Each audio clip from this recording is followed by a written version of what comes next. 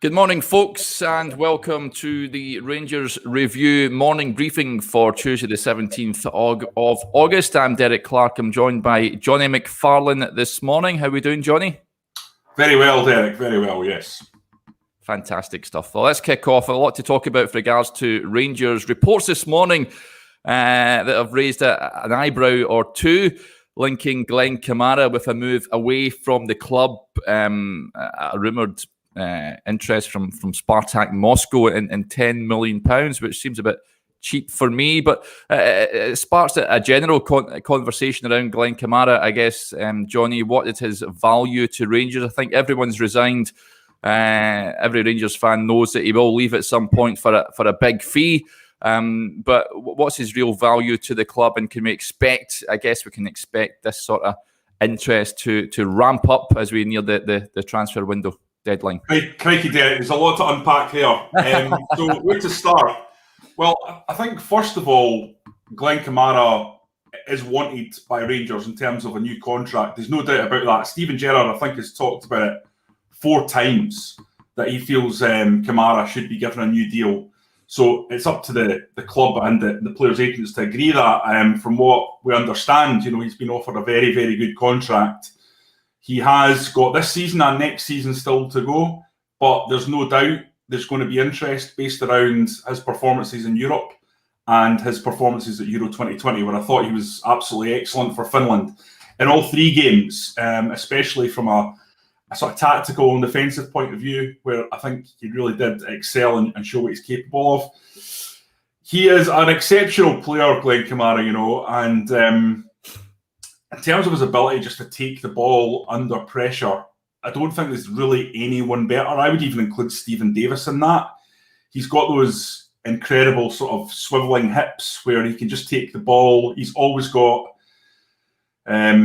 he's always aware of what's going on around him. He always knows what the opposition is doing. I think I spoke to a football manager who managed against him last season, and he said that he's always got the side mirrors on because he knows where he is and who's around him. So he's a top level player with a top level skill set that could absolutely, there's no doubt in my mind, could go and play in the top 5 leagues easily. So that's the thing for Rangers, really, is if you won't sign a new deal, is now the best time to facilitate a transfer for the player? Well, yes and no. Yes, from a financial point of view, but from a football point of view, Glen Kamara is absolutely essential to the way Rangers play. We've already seen quite a lot of changes to that midfield with someone like John Lundstrom coming in, with Kamara being suspended from the European games. And immediately you notice a drop in defensive function in that midfield. So with big games coming up, you really don't want, if you're a Rangers manager, you really don't want to be seeing Glen Kamara going anywhere anytime soon, because him and Stephen Davis are kind of the first 2 names on the team sheet in there. So I think any bid that comes in would have to be a pretty good one to make Rangers bite. I don't think there's that much panic, given that he's got 2 years to go, and he could certainly facilitate a very good deal this summer. They could certainly facilitate a very good deal in January. So there's still a bit of time on that front. 10 million, I think, would be a very, very good deal for whatever club was bidding that. And if that was accepted, I think that's a bargain for Glen Kamara. But, and this is really important, and I don't think this has been touched upon that much, if you talk to people in football, they say that the market is completely stagnant below the elite level. So of course Jadon Sancho's moving, of course Lionel Messi's moving, Sergio Ramos, there is big moves afoot, Jack Grealish in the Premier League.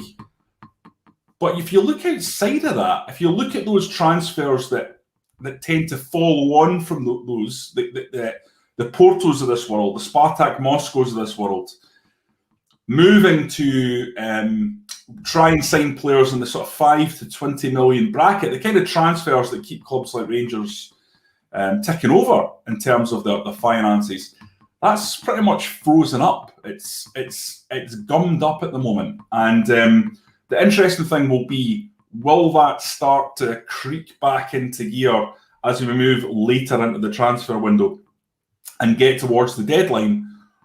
Or are we now seeing the effects of COVID on the marketplace?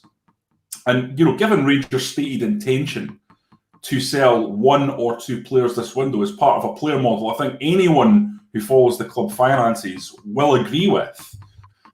It does mean that there's there's quite an interesting difficulty ahead for Rangers in terms of balancing the guys that they've already got under contract with a patience about when this market's going to come back, because it will come back.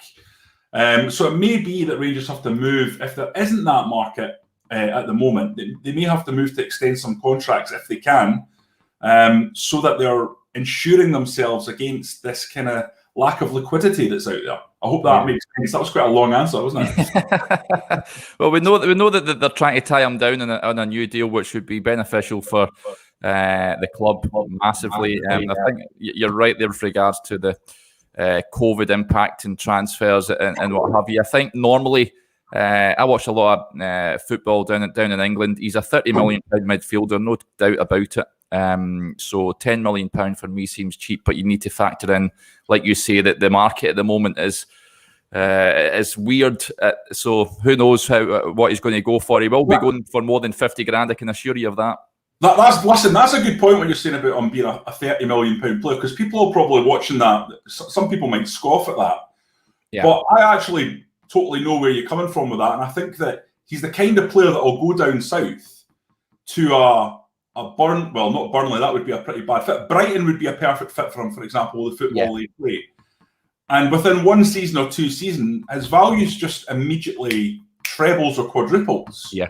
Because you know what it's like down there.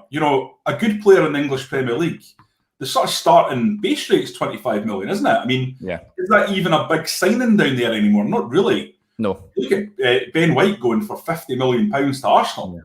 I mean, the money just down there is on a completely different level.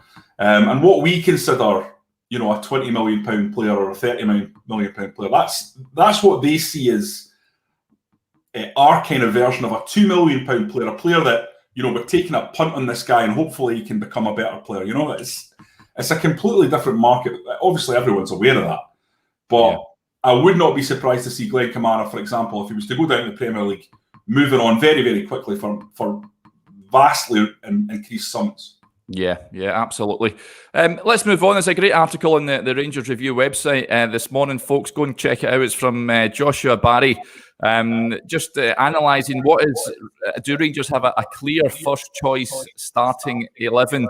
It's interesting. He goes into great detail using, of course, the stats bomb analysis, which is fantastic, going into forensic detail to find out is there a strongest Rangers 11. We know we done an article a few weeks ago of basically 2 teams that Rangers could field currently, such as their strength and depth.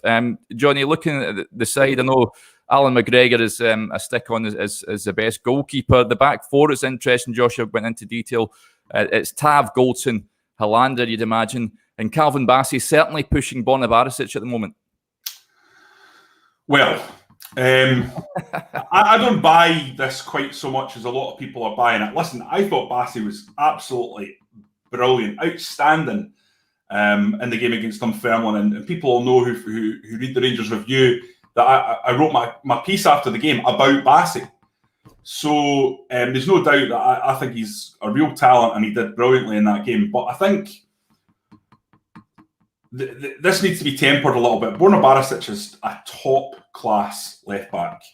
And yes, he has had a slow start to the season, but I think he's got some pretty solid reasons for that. He was at the Euros, he was injured and barely played in the Euros. I think did he get a substitute appearance for maybe 15 minutes? He came on against Scotland. Yeah. So he struggled with injury. And to me, he looks like a player who's come back having had an injury and has get himself back to full fitness. Listen, I think Barisic is top class at Scottish Premiership level, absolutely, and at Europa League level. So I think it's a big ask for Calvin Bassey to really replace him.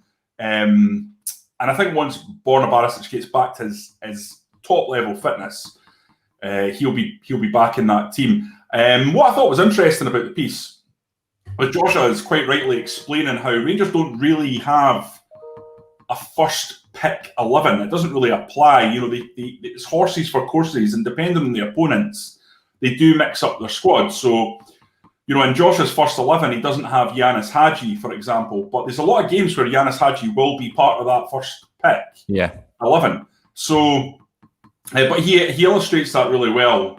In terms of the defence, I think at the moment, Hellander's going to be probably the first pick for some of these games now, because Balogun had a poor second half against Malmo.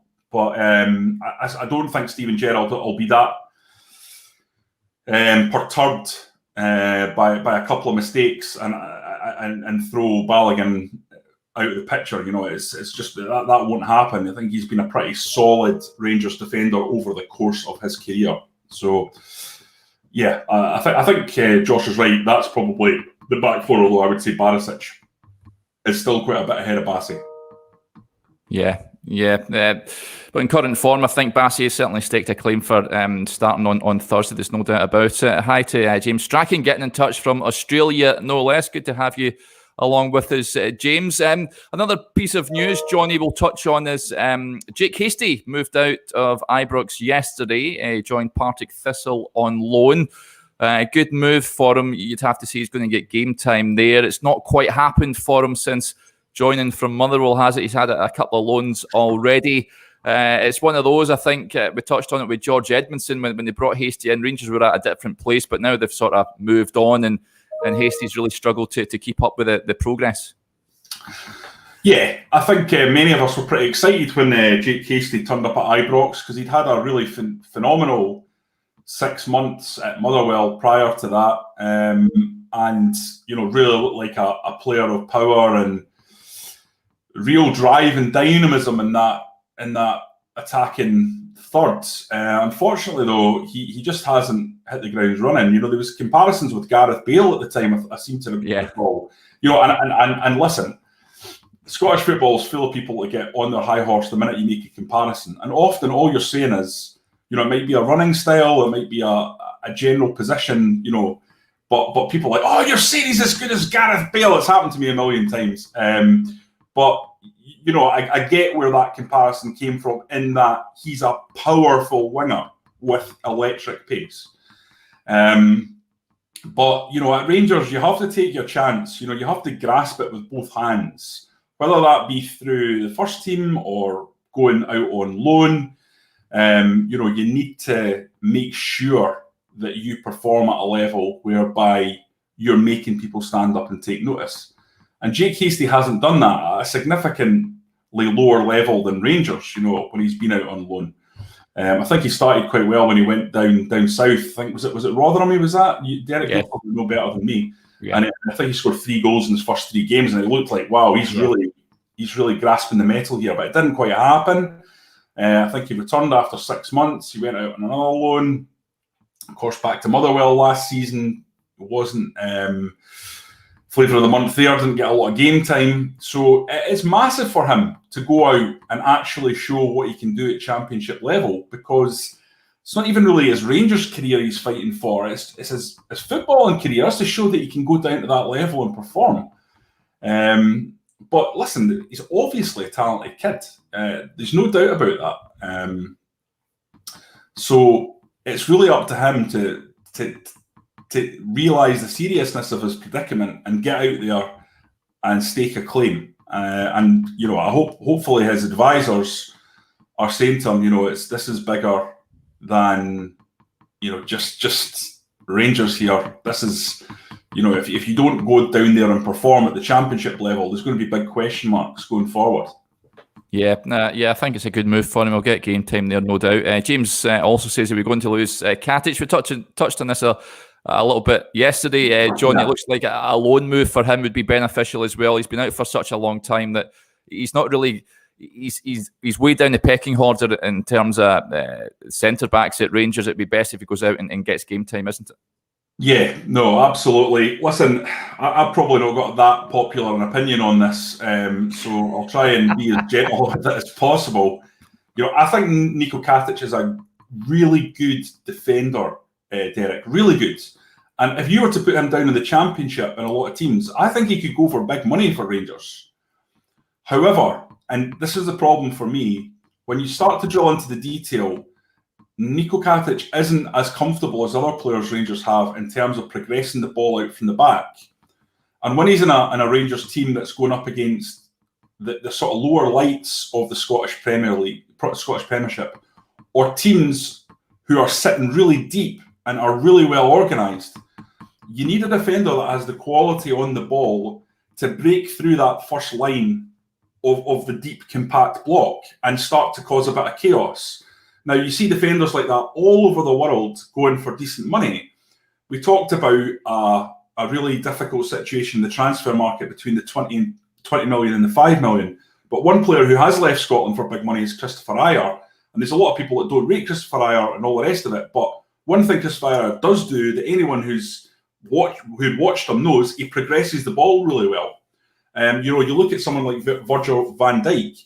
What does he do? As well as being a terrific defender, he progresses the ball really well. All these guys at Man City, John Stones, who's completely reinvigorated his career, progresses the ball really well. This is part of modern football now, and especially as there becomes more of a disconnect between the really good clubs and the lower level clubs. That's part of the polarisation that's taking place in football. There's more of this deep block against an attacking side.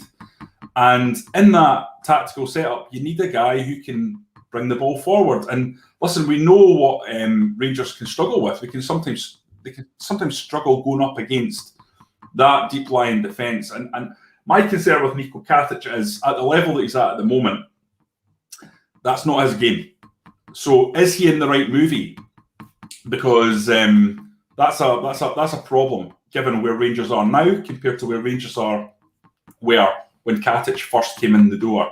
But maybe he can go out on loan, for example, and improve that side of his game and come back the player that Rangers need, or a more rounded player that Rangers can use. I don't know what you think, Derek. I know there's a lot of fans, quite rightly, because of his attitude, which seems absolutely tremendous, and because he is such a good defender and he does put his body in the line, that really like Katic, and I totally get that, but it's heart and head type thing. Yeah, it certainly is. I understand both sides of the argument. He has to go out on loan first and foremost, and he has to get back up to match fitness and play 20, 25 games at a decent level, come back, and then it's a clean slate for him. I would say you're looking at him next summer. Unless there's a spate of injuries, of course, and you need to chuck him in. But he's been out for so long. I seen him, we came on against Brighton. It was great to see him back on the pitch. A few heavy touches, which was understandable, but he needs games. I'm just not sure what team would suit him. I think I would probably prefer a Scottish Premiership side because Rangers, of course, play in that division as opposed to going abroad necessarily, but just any team to get him games, just for, like you say about Hasty, just for his own career's sake, he has to play football matches. I'm going to disagree with you there, Derek. I think Katic is too good for the rest of the Scottish Premiership. I think he's ahead of that level. What is he going to get from going up to Aberdeen or going to Hearts? I don't think much. I think he's already proven he can cope with the Scottish League. I think maybe going to Italy, and I know there's been a fair bit of interest from Italy around him, going to Spain, somewhere where there's time on the ball so he can develop that, basically. Because if he was to go to the Premiership, he's not going to get time on the ball, so it's not going to develop that side of his game. So I think Rangers will be thinking around that element of it when they agree any kind of a loan. Of course, he won't get time on the loan. He won't get time on the ball in the English Championship, mate. So if he goes down there, he won't. But the thing about going to the English Championship is he could go down there and be brilliant, and I would not bet against that. You know what the football's like down there, and you know the strengths of Nikola Katic. He's really good in the air. He's an absolute powerhouse. I mean, he's a physical beast. He's absolutely ripped. So I mean, he will not struggle down there against those big strikers that that really do well in that league. He would love it in the Championship. I think that would put him down to the ground. I know he might not he would get time on the ball at certain clubs, but that's the sort of level I think he's at. You look at Joe Worrell when he went back down to Forest, and he was thought highly there. He's been touted for big money moves. Players that come up and maybe don't do as well at Rangers can do well down in the Championship. It's just the style of football and what have you. So it'll be interesting to see where he goes. I think he has to go out somewhere, though. I think we're all in agreement there. So watch this space, folks. I think that'll do us there, Johnny. We'll wrap up there. Remember to keep your eye on the Rangers Review website. We've got a whole load of great content on there. As we mentioned, Joshua Barry's article is a fantastic read this morning. Keep your eye on our Facebook and Twitter accounts as well, and subscribe as well to the Rangers Review now for only £2.99 a month, and support top quality journalism covering the team you love. We'll be back tomorrow for another morning briefing, but until then, enjoy the rest of your Tuesday.